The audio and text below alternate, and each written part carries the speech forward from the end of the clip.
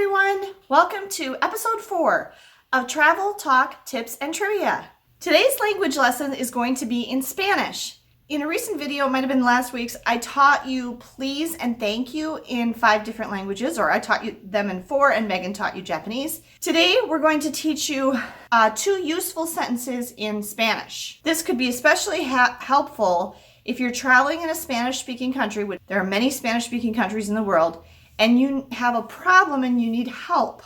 Yo tengo un problema. Necesito ayuda, por favor. So this is, I have a problem.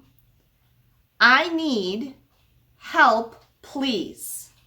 Okay, so yo is I in Spanish. Yo is I. So tengo is from the verb tener, T-E-N-E-R, which means to have. And when you see a verb end in an O, like both tengo and necesito, that's first person singular, so it's one person, so it's I'm saying it. I have, yo tengo, un is a. There are masculine and feminine nouns in both French and Spanish. And there's a few little tricks that you can learn to kind of determine which ones are masculine and which ones are feminine, but it's not foolproof. For the most part, unfortunately, you basically just have to memorize them, okay? So, yo tengo un problema. Problema is pretty obvious. I have a problem, okay? I have a problem, okay? Necesito. You don't always have to use the yo or even tu, which is you, T-U, just like in French. You can just have it be necesito or necesitas, which would be you need, okay? And it's implied that it's like you said, I need or you need, okay? So necesito is I need. Ayuda is help. Por favor, which we already learned, which is please. So I have a problem. I need help, please.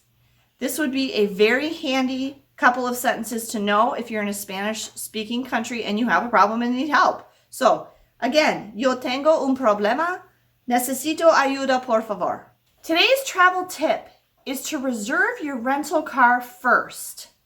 What am I talking about here? Well, if you've seen some of my recent videos where we did some traveling over the summer of this year, 2021, I'll link one of them up here.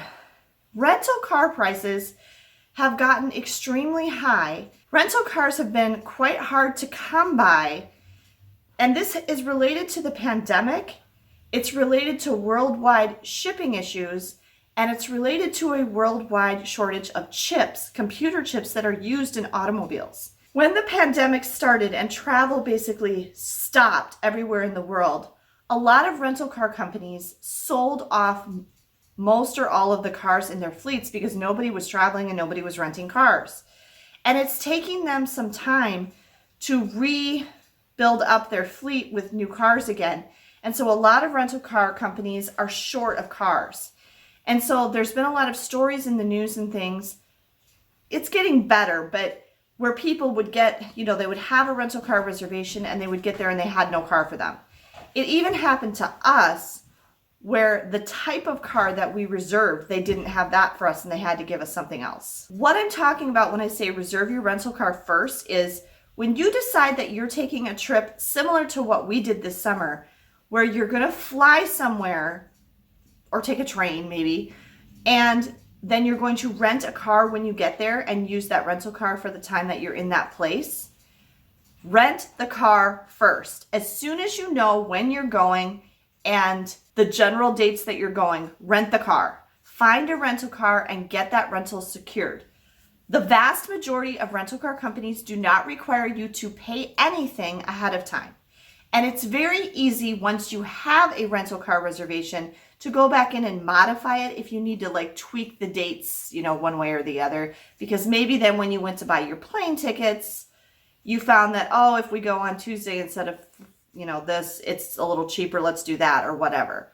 Okay, but get that rental car secured before you book your plane tickets, before you book your hotel, before you book any attraction tickets or make any kind of attraction reservations, which you have to do everywhere during the pandemic. Do the rental car first and make sure you get that secured first. And also, it might be a good idea. Now, I haven't had a problem with getting a car like all together. Like, I haven't showed up and had them say, I've rented a car 3 times this year. I haven't ever shown up and had them say, oh, whoops, we don't have a car for you. But when I was renting a car here where I live and my car was getting some repairs done, there was an issue where there was a period of days that they didn't have any cars. And if I had rented the car online for the first day that I was thinking about doing it, they said they would have actually sent me an email the night before saying, we're very sorry, we don't have a car for you tomorrow. And that would have really messed me up because I had an appointment, I would have had an appointment for my car to get fixed. It might be a good idea if you're going to an especially popular destination to have a backup reservation. So make a reservation at more than one car rental company is what I'm saying. So my travel tip for today is make your car rental reservation first. Before I share today's trivia question, we have to give you the answer to last week's trivia question. So last week's trivia question was, in which Walt Disney World theme park would you find World Showcase? If you've never been to Walt Disney World or it's been a long time and you don't remember, World Showcase is part of a park where there are specific countries from around the world represented in their own pavilions.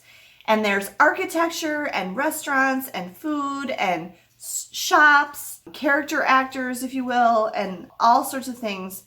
Like it's a little microcosm of that country within the theme park, and it's really neat. I made a video, I think, about I'll put something up here to kind of give you more of an idea about it. I think it's about restaurants. The park that you would find that in is Epcot. Originally, Epcot was 2 halves. It was World Showcase, and those pavilions are situated around World Showcase Lagoon. And the other half was Future World. Now, Epcot at the time I'm filming this is in the process of a reimagining for that front half of the park. The front or north half of the park is undergoing a whole bunch of construction. It has been for a while. And they're changing that into 3 other neighborhoods. So then it's all going to be World something. Epcot, by the way, if you don't know, actually stands for Experimental Prototype Community of Tomorrow. That's what Epcot stands for. It's an acronym. Walt Disney's intention for Epcot was actually for it to be a living, working community where people were going to live and work, and it was going to be this cool experiment of the future. That's what he intended for Epcot. And then Walt Disney actually passed away before even Magic Kingdom was finished in Florida, and they ended up turning it into another theme park. It is a really cool theme park, and it's one of our favorites. But just a little historical note that wasn't Walt Disney's original intention for Epcot. Today's trivia question is, what is the largest country in South America? So put your guesses in the comments below and stay tuned for next week's video to find out if you got it right. Thank you for joining me for this episode of Travel Talk Tips and Trivia. If you're enjoying this series, please be sure to subscribe to my channel so you don't miss any upcoming episodes. And if you like this video, give me a thumbs up down below. Have a great day, everyone, and safe travels.